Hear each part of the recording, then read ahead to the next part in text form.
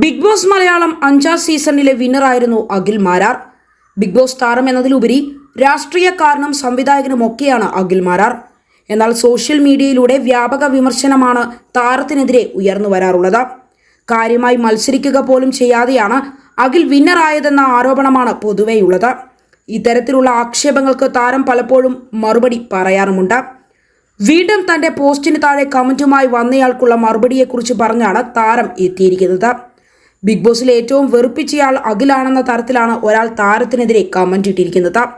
അതിന് അഖിൽ നൽകിയ മറുപടി ട്രോളായി മാറുകയും ചെയ്തു.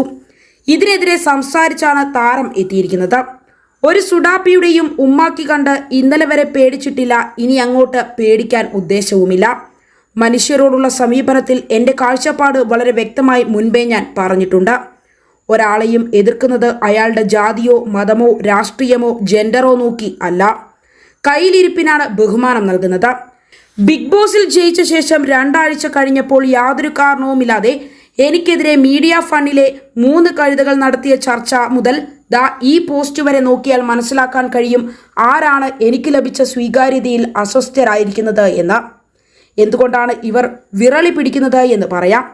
എന്നെ സ്നേഹിക്കുന്ന തിരിച്ചറിഞ്ഞ ലക്ഷക്കണക്കിന് മുസ്ലിം കുടുംബങ്ങൾ കേരളത്തിലുണ്ട്.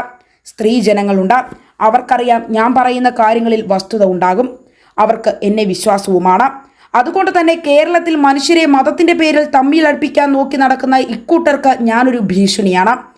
അത്തരമൊരു വിഷയത്തിൽ എന്താണ് സത്യമെന്ന് അവരെ പറഞ്ഞു മനസ്സിലാക്കാൻ എനിക്ക് ശേഷിയുണ്ടെന്നും അതുകൊണ്ട് എന്നെ ഒരു സംഖ്യയാക്കി തീർക്കണമെന്നും അതുമുതൽ ഇവർ ആഞ്ഞു ശ്രമിക്കുകയാണ്.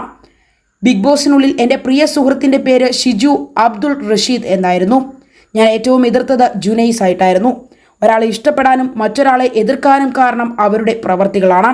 ബിഗ് ബോസിൽ ഏറ്റവും വെറുപ്പിച്ച മലരൻ ഞാനായിരുന്നുവെന്ന് കമന്റ് ഇട്ട ഇവൻ എൻ്റെ പല പോസ്റ്റിലും വന്ന് ചാണകസംഖ്യ എന്ന് ആവർത്തിച്ച് കമന്റ് ഇടുന്ന ഒരുവനാണ്.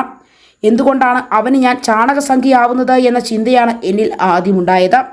നാളിതുവരെ ഒരു വർഗീയ ചുവയുള്ള ഒരു എഴുത്തോ വാക്കുകളോ ഞാൻ പറഞ്ഞിട്ടില്ല.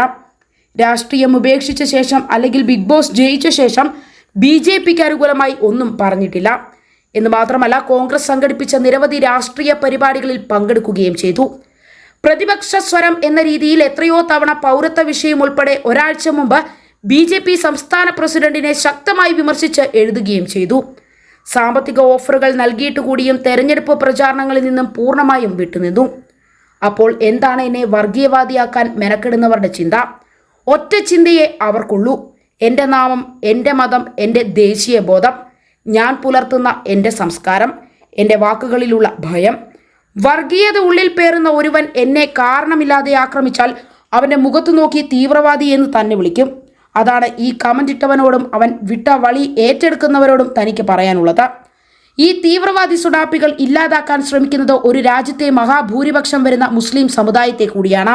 ഇവറ്റകളെ ആട്ടി ഓടിച്ച് സത്യം തിരിച്ചറിഞ്ഞ് ജീവിക്കുന്ന വലിയൊരു വിഭാഗം ഉണ്ടായതുകൊണ്ട് തന്നെയാണ് ഇവന്റെ ഒന്നും വേല അധികം ഓടാത്തത്. കമ്മ്യൂണിസ്റ്റുകാരോടും കോൺഗ്രസ്സുകാരോടും എനിക്ക് പറയാനുള്ളത്, ഈ സുഡാപ്പികളാണ് നിങ്ങളുടെ ശാപം. BJPയുടെ ഏറ്റവും വലിയ ആയുധവും ഈ സുഡാപ്പികൾ തന്നെ. സ്വന്തം മതത്തിന്റെ വിശ്വാസം സൂക്ഷിക്കാൻ ഒരു ഹിന്ദുവിനും ക്രിസ്ത്യനും കഴിയാത്ത രീതിയിൽ ഇവർ സമ്മർദ്ദം ചെലുത്തും. മുസ്ലിം നാമധാരിയായ ഒരു സുഡാപ്പിയെ എതിർത്താൽ അവനത് മുസ്ലിം സമൂഹത്തിന്റെ പേരിലാക്കി ആക്രമിക്കും. അതോടെ പലരും ഈ സുഡാപ്പികളെ ഒഴിവാക്കും. അതാണ് ഇവരുടെ വിജയം. ഉള്ളിൽ മതേതരത്വം കാത്തു സൂക്ഷിക്കുന്ന പലരെയും ഇവർ BJP പാളയത്തിലെത്തിക്കും.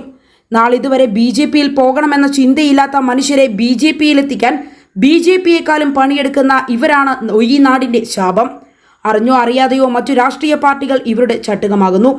അഭിമന്യുവിനെ കൊന്ന, പുന്ന നൌഷാദിനെ കൊന്ന ഇവർക്ക് ജോസഫ് മാഷിന്റെ കൈവെട്ടിയ ഇവരെ കേരളം എന്നും തിരിച്ചറിയട്ടെ എന്നും പറഞ്ഞാണ് കുറിപ്പ് അവസാനിപ്പിച്ചിരിക്കുന്നത്.